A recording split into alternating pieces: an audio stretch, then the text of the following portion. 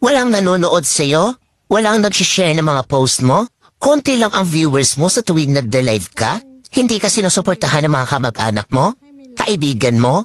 Kakilala mo? Kapitbahay mo? Pinagtatawanan ka dahil sa pag-reels mo? Pinagtatawanan ka dahil sa paggawa mo ng mga content?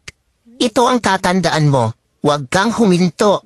Huwag kang susuko. Huwag kang papaapekto sa sasabihin ng ibang tao tungkol sa'yo.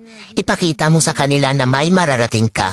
Dahil isang araw, kapag marami ka ng followers, kapag marami na ang sumusuporta sa'yo, kapag marami na ang nanonood sa'yo, kapag marami ka ng viewers, kapag marami na ang nagmamahal sa'yo at sumusuporta sa'yo, kapag marami ka ng payout, kapag sinasahod mo na ang sinasahod ng mga sikat na content creator, kapag mayaman ka na, kapag marami ka ng pera, ay manunood na yan sila sa'yo.